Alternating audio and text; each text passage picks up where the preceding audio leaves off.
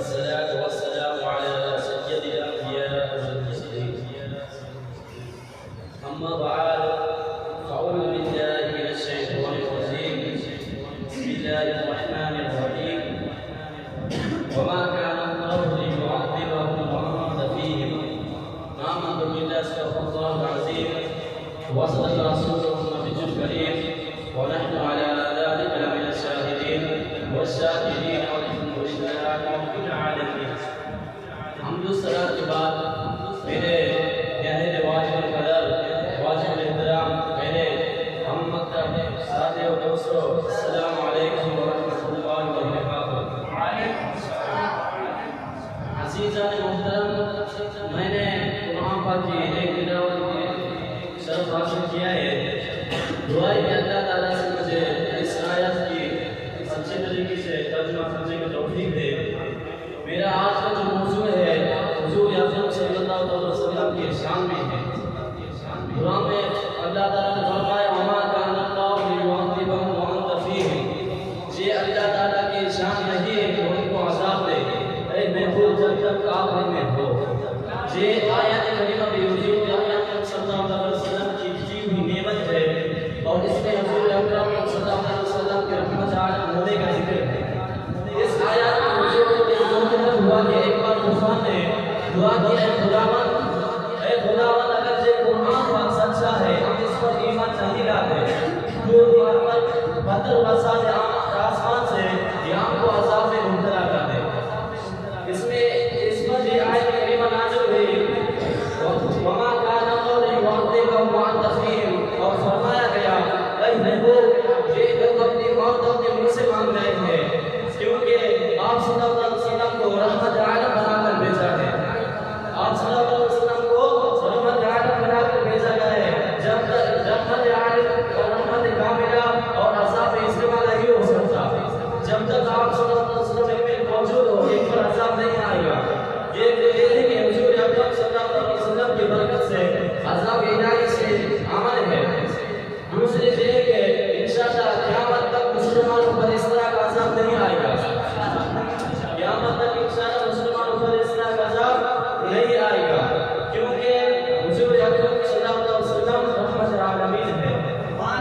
تیسری یہ ہے کہ حضور اکرم صلی اللہ علیہ وسلم قیامت تک مسلمانوں پر جلوہ گرو ہے. اس سے معلوم ہوا کہ آپ صلی اللہ علیہ وسلم کا ہونا فرض مدینہ میں نہیں، جہاں کہیں بھی مسلمان رہتے ہیں ان میں حضور اسی جگہ آپ صلی اللہ علیہ وسلم کا جلوہ افروز ہے. عذاب وہاں نہیں آئے گا جہاں حضور ہے. معلوم ہوا عذاب تو کہیں نہیں آئے گا. کیوں کہ حضور صلی اللہ علیہ وسلم ہر جگہ موجود ہے. کیوں حضور صلی اللہ علیہ وسلم ہر جگہ موجود ہے. آگے ہے کہ حضرت عیسیٰ علیہ السلام کو آسمان میں بلائے گئے اور حضرت عیسیٰ علیہ السلام کو جنت میں بلائے گئے، لیکن آپ صلی اللہ علیہ وسلم زمین پر ایک جلوہ افروز ہے. وجہ یہ ہے کہ آپ صلی اللہ علیہ وسلم سے دنیا کا نظام قائم ہے. آگے اللہ تعالیٰ نے فرماتا ہے کہ وَلَوْ أَنَّهُمْ رَضُوا مَا آتَاهُمُ اللَّهُ وَرَسُولُهُ وَقَالُوا حَسْبُنَا اللَّهُ سَيُؤْتِينَا اللَّهُ مِن فَضْلِهِ وَرَسُولُهُ إِنَّا إِلَى اللَّهِ رَاغِبُونَ. کہ کیا اچھا ہوتا اگر وہ لوگ راضی ہو جاتے جو اللہ اور اس کے رسول کو عطا کیا. اگر وہ یہ کہتے کہ ہمیں اللہ کافی ہے، ہمیں اللہ تعالیٰ اپنے فضل سے دے گا تو ان کے لیے بہتر ہوتا.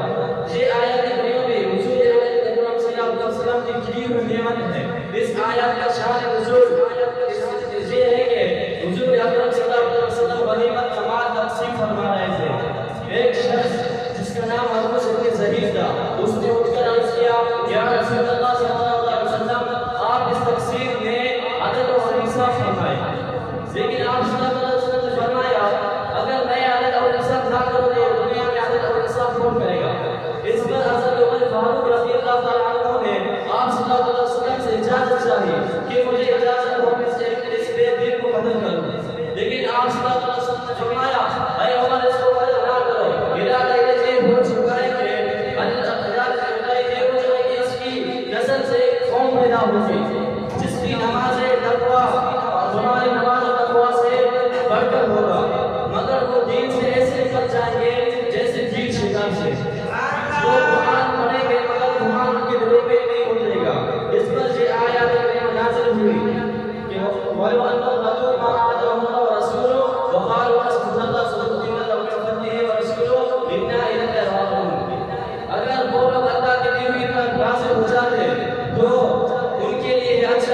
بہتر ہوتا۔ اول تو یہ کہ حضور اکرم صلی اللہ علیہ وسلم کے کسی مبارک فیض پر ایک طرح سے رہا حضور ہے، اس لیے فاروق اعظم نے آپ صلی اللہ علیہ وسلم سے اجازت کرنا چاہیے، کیونکہ مرتد واجب القمر ہوتا ہے۔ آپ صلی اللہ علیہ وسلم مالک مختار ہے، اگر کسی پر کسی خاص حکم سے جاری فرما دے تو آپ کو اس کا حق ہے۔ حضور اکرم صلی اللہ علیہ وسلم کو اللہ تعالیٰ نے ایک اولو حکم سے خیر دیا ہے، کیونکہ نبوت کے دور سے مجاہدہ فرما دیا کہ اس کی اولاد اس قسم کو ہوگی، جن کے ارادے کا یہ ہو چکا ہے اس سے ایسی اولاد پیدا ہو، لہٰذا یہ اولاد اس کو مدد نہ کرو، یہ ارادے کا یہ خلاف ہے۔ حضور اکرم صلی اللہ علیہ وسلم اللہ تعالیٰ کی نعمتیں دیتے ہیں، اس لیے فرمایا گیا ہے کہ آدھا محمد و رسول اللہ اس کے رسول نے دیا۔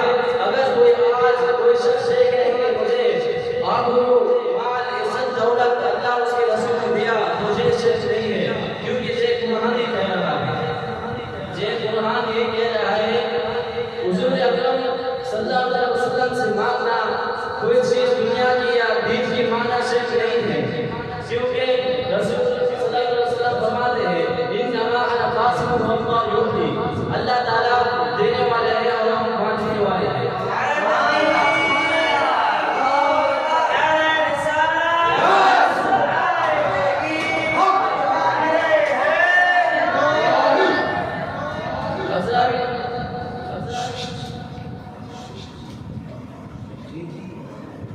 حضرت ربیعہ ابن کعب سلمہ سے حضور اکرم صلی اللہ علیہ وسلم نے فرمایا کچھ مانگو، عرض کیا کہ میں آپ صلی اللہ علیہ وسلم سے یہ چاہتا ہوں کہ جنت میں آپ صلی اللہ علیہ وسلم کی خدمت حاضر مانگتا ہوں، تو حضور اکرم صلی اللہ علیہ وسلم نے فرمایا کچھ اور مانگ لو، کیونکہ اللہ تعالیٰ کی تمام نعمتیں حضور اکرم صلی اللہ علیہ وسلم کے خدمت میں ہیں، جس پر چاہے جس قدر عطا فرمائے۔ حدیث شریف میں کہ حضور اکرم صلی اللہ علیہ وسلم کے اللہ تعالیٰ کی نعمتیں حضور اکرم صلی اللہ علیہ وسلم کے قبضے میں ہیں، آپ جس پر جسے چاہے جس قدر عطا فرمائے۔ میں